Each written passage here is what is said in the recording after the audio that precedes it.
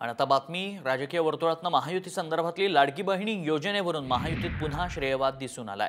वांद्र्यात भाजपनं लावलेल्या बॅनरवरून अजित पवारांचा फोटो गायब आहे। या बॅनरवर केवळ फडणवीस, पंतप्रधान नरेंद्र मोदी आणि मुख्यमंत्री शिंदेंचा फोटो झळकतोय। दुसरीकडे बारामतीत गणेशोत्सवानिमित्त उभारलेल्या कमानीवरील अजित पवारांचे फोटो शिंदे गटानं काळे कपडे टाकून झाकलेत। शिंदे गटाच्या सुरेंद्र जेवरे यांनी हे बॅनर झाकलेत। या प्रकरणी जेवरे यांना पोलिसांनी ताब्यात घेतलंय। विशेष म्हणजे मुख्यमंत्री एकनाथ शिंदेंनी सरकारच्या कामांचा जो देखावा तयार केलाय त्यातही एकनाथ शिंदे आणि देवेंद्र फडणवीसांचंच बॅनर आहे। त्यामुळे महायुतीत दादा नकोसे झालेत का अशी चर्चाही रंगू लागली आहे। तर दुसरीकडे अजित पवार आणि मुख्यमंत्री शिंदेंनी मात्र ही श्रेयवादाची लढाई नसल्याचं म्हटलंय।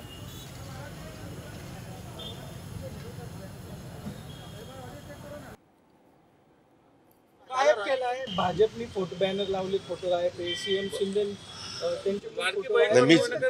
मीच त्यांना सांगितलं की माझा फोटो तिथं लावू नका।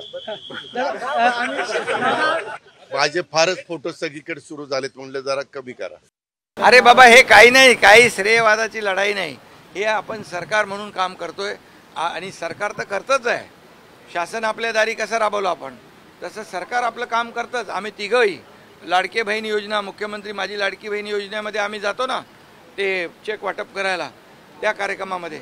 आणि प्रत्येक पक्ष आमचे महायुतीचे आपापल्या परीने आपापले कार्यकर्ते, त्यांचे कार्यकर्ते देखील म्हणजे चारही बाजूनी लाभार्थी वंचित राहता कामा नये यासाठी हे सगळं, याच्यात कुठलंही क्रेडिट श्रेयवाद नाही।